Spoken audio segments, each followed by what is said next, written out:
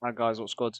Uh, Today I'm going to give you a guide on how to actually use the move Peril. Now, many of you know I am the best in the game at using them. I am the best at predicting people, I'm the best at countering moves, I'm the best at parrying people.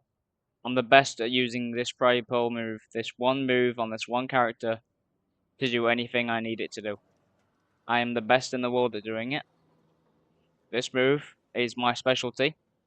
It is the best move on Goro because it allows you to counter anything except one-shot moves. Mostly every move that happens in Awakening, but that doesn't matter. This move right here is the best move, in my opinion, in the game, other than ultimate moves, because it's just a really good move to counter. Split second counter isn't as good, because it doesn't allow you to either A, choose not to hit them away, because you're still far away from them. The chances you catch up to them is slim if you're not good at the game. But I'm also the best at this character because I know what to do with him. Now, I want to teach you a couple of things using clips I've taken from my own 1v1s or spars with my friends on what not to do and what to do with Peril.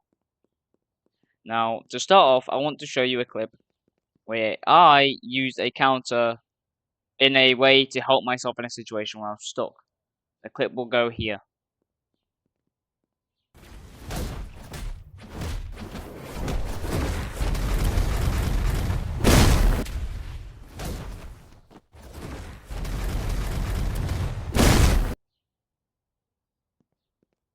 Now this is called a not prediction. What would I like to call this? I would like to call this an emergency button. So if you miss your move, or you're caught off guard, and they somehow miss their M1s, so then you get out of stun, press the move immediately before they try and one in you again, and they'll be caught off guard and hit by it, most likely. Unless they know your tricks, and they don't fall for it. Most people do fall for it with me. Because everybody's scared of me anyways, because they know if I get the chance to counter, I'm going to counter them. So everybody tries to bait me, and it fails all the time. It's either A, they get hit, B, you miss, and you get completely bombed for missing it, or C, they run away. In that situation, on the video what I showed you, I used it because I missed my move and it caught my boy off guard enough for me to get a combo off on him. Now, there are some situations where you don't want to use the counter. There are millions. A lot of them will be on the screen around about now.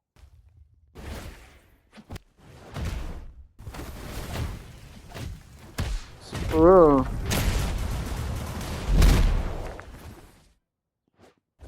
Wouldn't it be funny? Oh.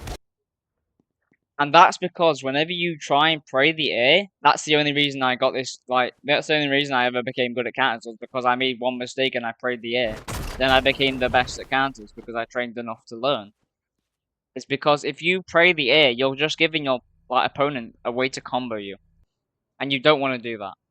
So when you're doing this type of stuff, you've got to make sure you know how your opponent plays. So with my friends, I play with them a lot. I know how they play.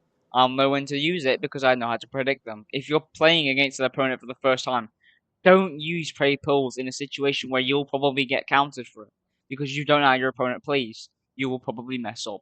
With somebody like me, I can do it freely because I know how people play. I play a lot. Or I've played a lot. I know how to read play styles because I copy my friends all the time. So I can do it. I know how to do it because I know how people play. But some people don't, and that's a situation where you have to think, do I want to risk it? Most people would not want to risk it, and I would recommend you don't risk it because you'll probably lose the 1v1 after that. There are plenty of examples where I have missed, and that is just because of my own lack of judgment.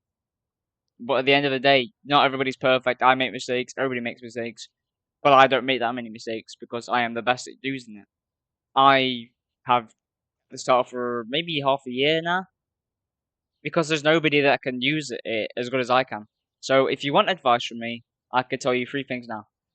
Make sure the opponent you're up against is somebody you know. If it's not somebody you know, then don't risk it. If you do know them, make sure you remember their playstyle and use it to your advantage to predict when they're going to hit you, how they're going to move around you, etc. And once you get them off guard, you can get a free combo off of it. unless they have ragdoll. If they have ragdoll, then don't risk it because it's no point. You're not gonna get any advantage, or risk it and knock them away. Another thing I want to talk about is a way to predict and counter the lethal whirlwind. So every time people use lethal whirlwind, so I'll use this dummy to example. Well, nice lag spike. Right, so they fall up in the air, and most people will dash out of this and take you, or counter you or punish you for using it. If you do that move and then press Peril afterwards, your percentage of maybe an 86% chance likely to hit your enemy because they try and punish you for a move that you used and then they get punished for trying to punish you. It's effective and it does damage. That's a good way to use it. Another way I use it sometimes is whenever I do this, people usually will dash out of this when I dash over to them. So I'll press it and then they'll get hit by it. 60% chance of actually working. With me, I just don't use it much because it's not worth the risk. Especially if they're evasive, where they'll just like dash out. But most people will, and it ends up getting them killed. Now, I don't dislike anybody who fails counters because at the end of the day, it's a hard move to do. Like you have to be able to predict really well. I could do quick second, I could do millisecond reactions with this move. I'm pretty sure I can do 1 millisecond reaction with it. But I have also done way faster. It's hard to use the move, especially when you don't want to risk losing it. Because if you miss it, you're done. But if you take the risk, it's most likely going to be worth it. But don't always believe that this move will save you, because it won't. I barely use it nowadays because it's not worth the risk. But whenever I do, people get really mad because they can't predict it. That's all the advice I can give you guys on this move. It's one of the good moves in the game, and I would recommend learning it. Thanks for watching, and this is Imagine. I'm out.